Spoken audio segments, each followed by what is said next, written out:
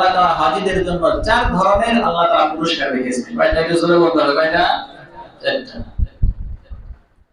আল্লাহ রাব্বুল আলামিন হাজীদের জন্য 4 ধরনের পুরস্কার রেখেছেন। এর মধ্যে থেকে দুইটা পুরস্কার হলো পৃথিবীর মধ্যে যারা একমাত্র আল্লাহ তাআলার জন্য হজ করে, আল্লাহ রাব্বুল আলামিন ওই ব্যক্তির সমস্ত গুনাহগুলোকে আল্লাহ তাআলা maaf করে দেয়। সুবহানাল্লাহ। শুধু তাই নয়, যে ব্যক্তি একমাত্র আল্লাহ তাআলার জন্য হজ করে বাড়িতে ফিরে আসে, আল্লাহ তাআলা বলেন হজ করেছে আমার জন্য, আমার সন্তুষ্টির জন্য হজ করেছে, ওই ব্যক্তি কিয়ামত পর্যন্ত সে কখনো আর দরিদ্র হয় না।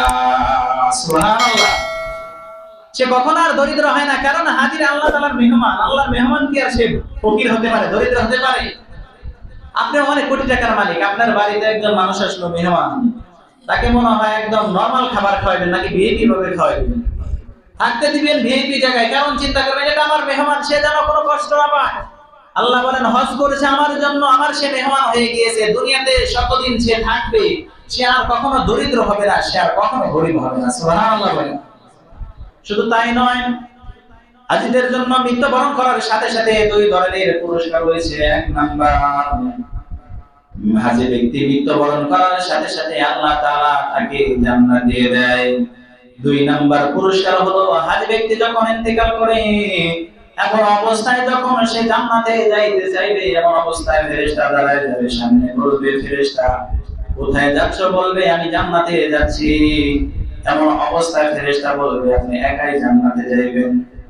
আপনি কি একাই জান্নাতে যাবেন? ফেরেশতা বলবে না না, আপনি একাই জান্নাতে কেন যাবেন? আল্লাহ তাআলা আমাকে আপনার কাছে পাঠিয়েছেন, আপনার পরিবারের মধ্য থেকে, আপনার আত্মীয়-স্বজনের মধ্য থেকে 1 জন 2 জন নয়, আপনার পরিবারের মধ্য থেকে 400 ব্যক্তির একটা লিস্ট করেন, একটা লিস্ট করে ফেলেন, যে 400 ব্যক্তির জন্য আপনি সুপারিশ করবেন, আপনার সুপারিশ আল্লাহ তাআলা কবুল করবে। সুবহানাল্লাহ। শুধু 1 জন 2 জন না, 400 ব্যক্তির জন্য আপনি সুপারিশ করেন। তাহলে একটু চিন্তা করেন, যদি আমার নিজের জন্য না, আমার পরিবারের, আমার ফ্যামিলির, আমার আত্মীয়-স্বজনের 400 ব্যক্তিকে যদি বাঁচাইতে হয়, কমপক্ষে একটা হজ কমপক্ষে করা দরকার। ঠিক না? কি বলেন? একটা হজ কমপক্ষে করা দরকার।